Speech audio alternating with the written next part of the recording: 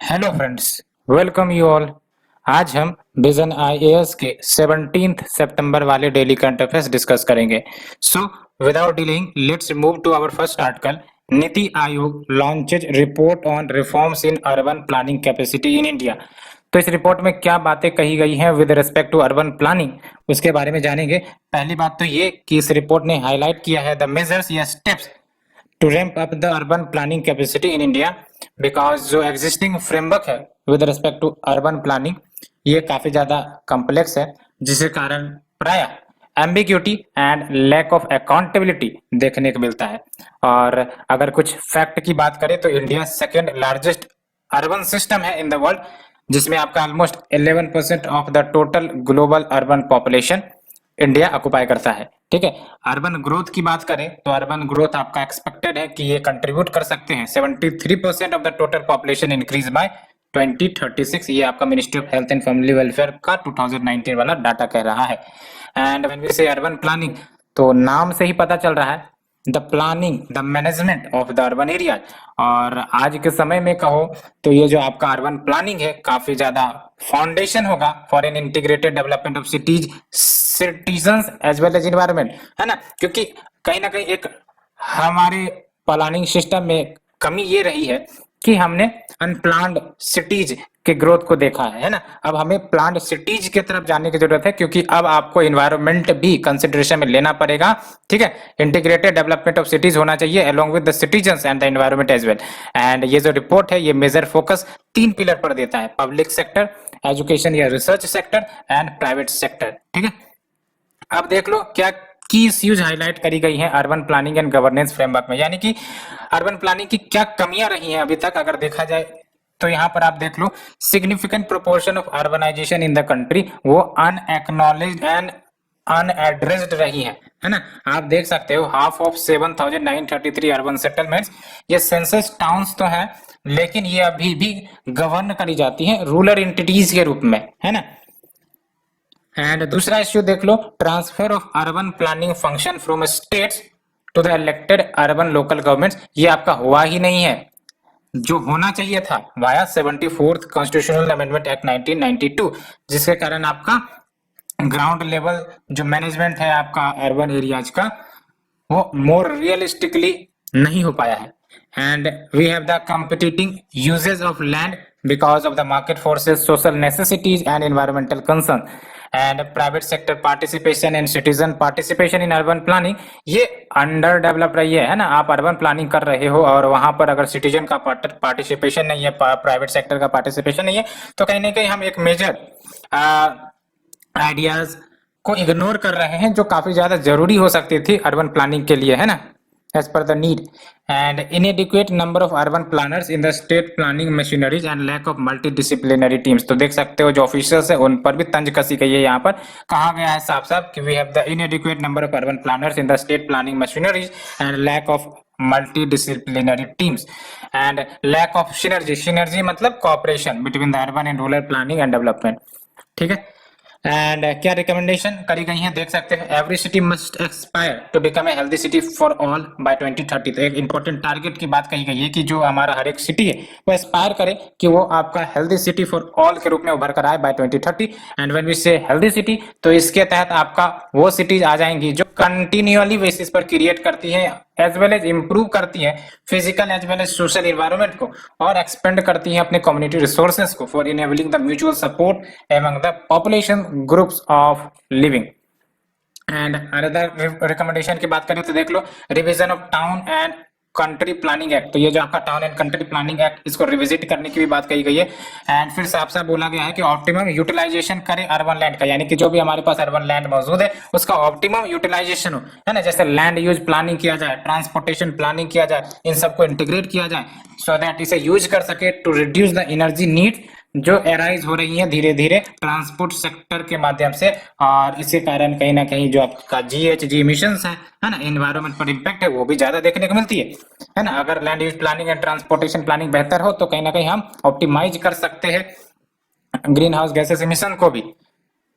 And building local leadership and enhancing the role of private sector, ये भी बातें कही गई है। साथ ही साथ constitution of national council of town and country planner इसको कंस्टिट्यूट करने की बात करी गई है as a statutory body of the government of India. And national digital platform of town and country planners, ये सजेस्ट करी गई है कि इसे क्रिएट किया जाए with in the national urban innovation stack of MOHUA, that is Ministry of Housing and Urban Affairs. And एक और recommendation that is to bring in more institutional clarity, यानी कि जो इंस्टीट्यूशन इन्वॉल्व है उसमें क्लियरिटी हो, as well as multi disciplinary expertise की जरूरत है आज के समय में to solve these urban as well as complex challenges. तो ये हमने आर्टिकल 1 डिस्कस किया। Let's move to the second article.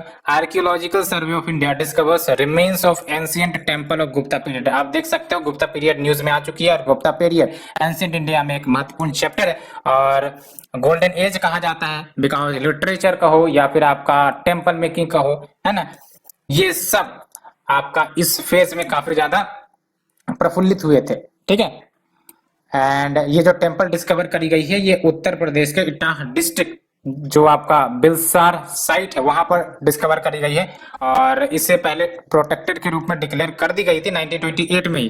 तो क्या की फाइंडिंग यहाँ पर मिले हैं, यहाँ पर दो डेकोरेटिव पिलर्स मिले हैं which is close to one another और उसमें ह्यूमन फिगरिंग्स हैं, स्टेयर्स हैं that led to the temple engraved with Shankhalipi inscription. तो कौन से इंस्क्रिप्शन से वो आपका इंग्रेव्ड है, वो आपका पिलर्स, तो संखा लिपि इंस्क्रिप्शन। इसमें क्या कहा जा रहा है, इसमें श्री महेंद्र आदित्य जो टाइटल रहा है आपका कुमार गुप्त वन ऑफ गुप्ता डायनेस्टी, है ना, इनका नाम बेसिकली इसमें बताया गया है। एंड ये डिस्कवरी सिग्निफिकेंट क्यों है, because only 2 other structural temples जो गुप्ता एज के अभी तक मिले, ये इसलिए सिग्निफिकेंस है ना। गुप्ता पीरियड में टेम्पल कंस्ट्रक्शन शुरू हो गई थी आपको पता है, लेकिन अगर रेमेनेंट की बात करें तो बहुत ही कम मिली थी। अब देख लो धीरे धीरे डिस्कवरी हो रही है। तो पहले आपका 2 ही स्ट्रक्चरल टेम्पल्स मिले थे गुप्ता एज के, दैट इज और दशावतारा टेम्पल देवघर में एंड वेतरगांव टेम्पल कानपुर देहात में, और अब जो है ये तीसरा भी जुट जाएगा। ठीक है, इसलिए ये काफी ज्यादा इंपॉर्टेंट है। एंड अगर हम गुप्ता पीरियड टेम्पल आर्किटेक्चर की बात करें तो गुप्ता डायनेस्टी देख लो 4th से 6th सेंचुरी एडी में ये आपका गुप्ता डायनेस्टी रूल किया करते थे नदर्न सेंट्रल इंडिया। और यहाँ पर जैसा कि मैंने आपको बोला first purpose built Hindu as well as Buddhist temple जो बनने शुरू हुए थे और धीरे धीरे इवॉल्व भी होने लगे थे from the earlier tradition of rock cut. पहले क्या होता था, पहाड़ों को ही काटकर आपका वो केव बना दिए जाते थे, है ना, लेकिन गुप्ता पीरियड में आने के बाद आपका एक सेपरेट प्लेटफॉर्म पर एक आपका प्लेन एरिया पर जाके टेम्पल्स बनाए जाते थे, है ना, अलग होकर, है ना, पहाड़ों से अलग होकर आपका एक इंडिपेंडेंट टेम्पल बनाया जाता था। गुप्ता पीरियड से ये शुरू हुआ था, अदरवाइज इससे पहले आपका रॉक कट श्राइन से मिलते थे। एंड इस एरा को golden age of Indian architecture कहते हैं और मैनुअल्स भी लिखे जाते थे रिगार्डिंग कि कैसे टेम्पल्स बनाने हैं। एंड गुप्ता टेम्पल्स डेडिकेटेड है to the large number of Hindu gods rather than a single deity.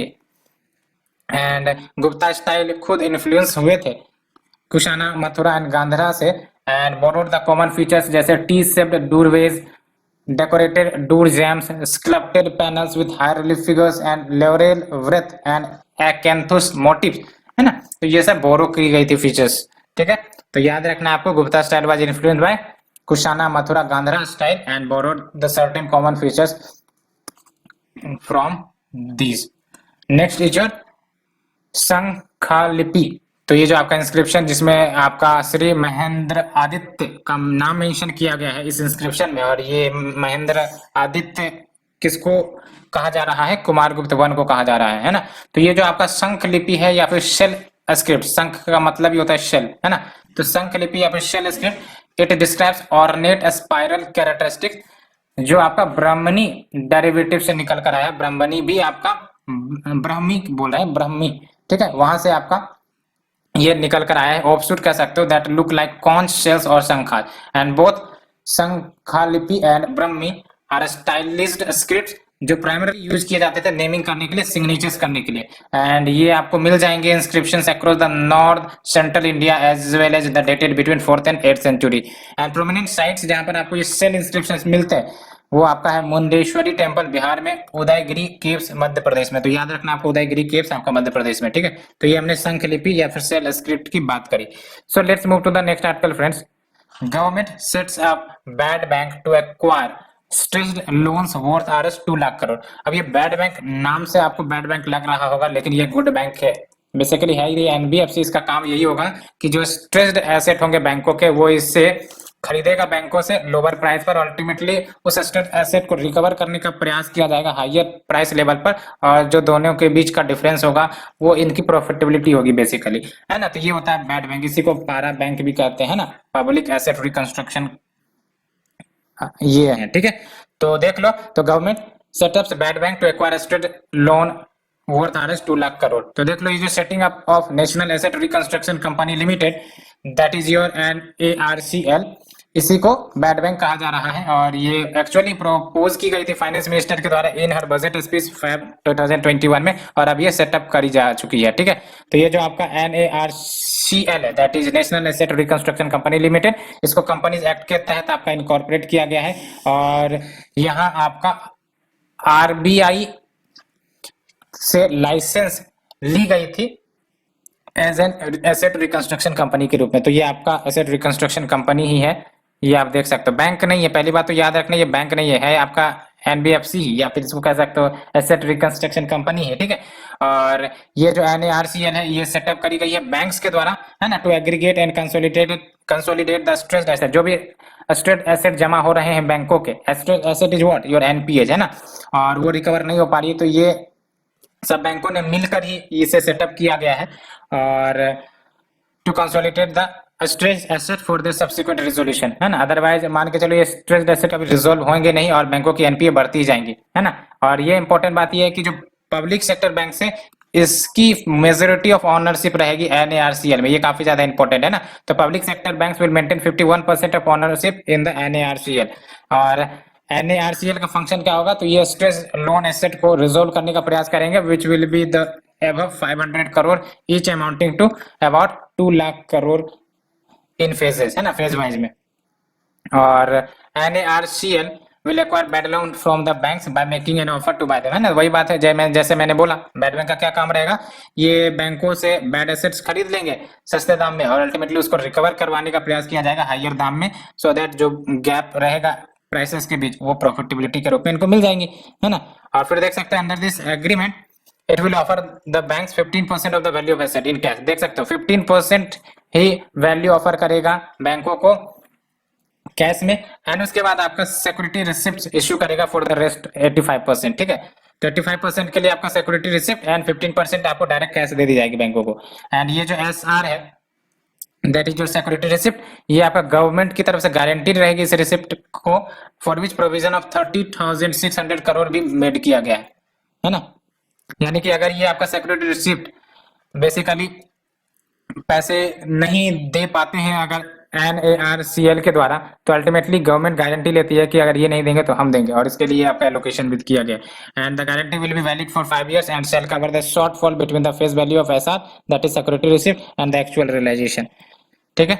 और फिर देख सकते हो सिग्निफिकेंस क्या होगा बैड बैंक का। तो पहली बात तो ये कि स्ट्रेस एसेट आपका बैंक के जो बैलेंस शीट होते हैं उससे आपका निकलने में मदद करेगा, है ना। तो इससे बेनिफिट यही होगा कि जो बैंकों के बैलेंस शीट है उसकी क्लीन अप हो सकेगी, और इससे आपका जो क्रेडिट रेटिंग एजेंसीज है वो आपका रेटिंग अच्छा करेगा, है ना। And value that is locked in the assets वो रियलाइज हो जाएंगे, है ना। पहले तो NPA के ही रूप में रखा हुआ था, अभी क्या होगा कि ये बैड बैंक के पास चली जाएंगी तो ये रिकवर करने में मदद करेंगी, तो जितना ही सही लेकिन आएगा तो कुछ एसेट का पैसा, है ना।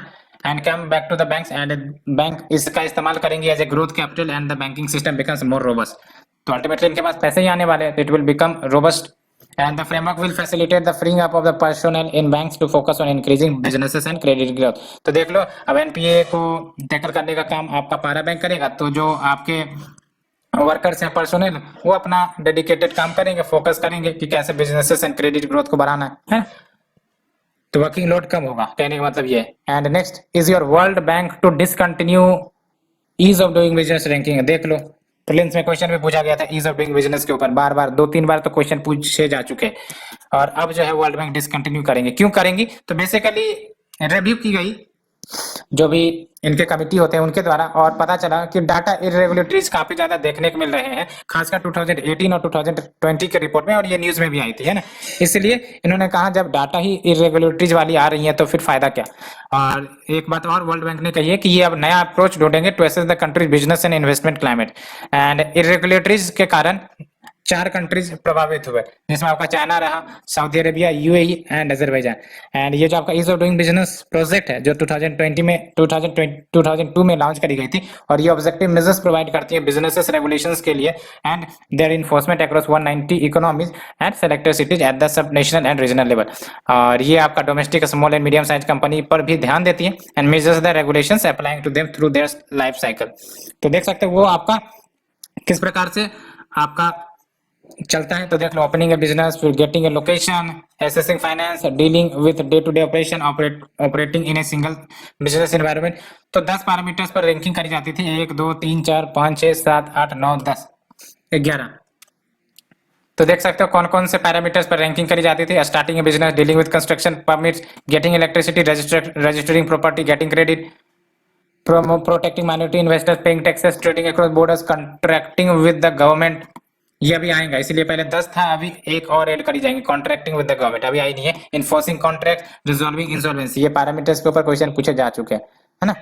And India moved to 63rd position 2020 के ईज ऑफ डूइंग बिजनेस वाले रैंकिंग में, और 2014 में आप देख सकते हैं इंडिया का पोजीशन 142 था, और डायरेक्ट आपका पिछले 6 साल में आई थिंक कि आपका 63rd पोजीशन आ गया है।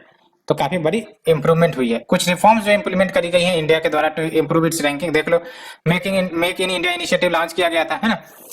इससे आपका एफडीआई अट्रैक्शन हुआ, फोस्टर बिजनेसेस हुई, alleviate the business environment from outdated policies and regulations, infrastructure development भी करी गई थी, easy procedure for filing GST returns, है ना। इसके कारण जो कॉम्प्लेक्सिटीज है वो कम हुई, elimination of incorporation fees for small businesses as well as single window for all import and export transaction, है ना, कि जो भी ट्रांजेक्शंस एक्सपोर्ट और इंपोर्ट वाले करे जाएंगे वो सिंगल विंडो पर आपको रिफ्लेक्ट हो जाएंगे। इंटीग्रेशन किया गया ऑल स्टेक होल्डर्स को, such as port and terminal operators as common platform and fast tracking clearance of consignment at the ports. So ये हमने डिस्कस किया ईज ऑफ डूइंग बिजनेस वाले रिपोर्ट, और उससे कुछ कंसर्न जो रेज हो रहा है। Next is united in science 2021 report release. तो देख लो, ये जो रिपोर्ट है ये आपका मल्टी ऑर्गेनाइजेशन कंपाइलेशन कह सकते हो लेटेस्ट क्लाइमेट साइंस इंफॉर्मेशन का, है ना। और ये आपको यूनिफाइड असेसमेंट प्रोवाइड करता है state of the earth system की। क्या की हाईलाइट है, पहली बात तो देख लो, concentration of the major green house gas है जैसे CO2, मीथेन, नाइट्रस ऑक्साइड, ये आपका बढ़ता गया है 2020 में एंड फर्स्ट हाफ ऑफ 2021, यानी कि 2020 और 2021 की बात कर लो, बढ़ा ही है GHG के कंसंट्रेशन, ठीक है। And CO2 emissions have largely bounced back to the pre pandemic level. तो पहले जब प्री पैंडेमिक आपका आया तो लॉकडाउन सब हुई और ट्रेवलिंग रेस्ट्रिक्ट हुई, GHG इमिशंस कम हुई, लेकिन फिर से देख लो CO2 इमिशन फिर से बाउंस बैक हो गए and an excess of 103 billion potential work hours ये लॉस्ट हुई globally in 2019 compare to 2000 because of the heat related mortality and work impairment caused by the rising temperature. तो ये सब ये इंडिकेट कर रहे हैं किस प्रकार से जो आपका इंक्रीजिंग GHG इमिशंस है वो ग्लोबल वार्मिंग तो लीड कर ही रही है, लेकिन डायरेक्टली इनडायरेक्टली ह्यूमंस उनके वर्क, है ना, उनके हेल्थ पर काफी ज्यादा गहरा प्रभाव डाल रही है।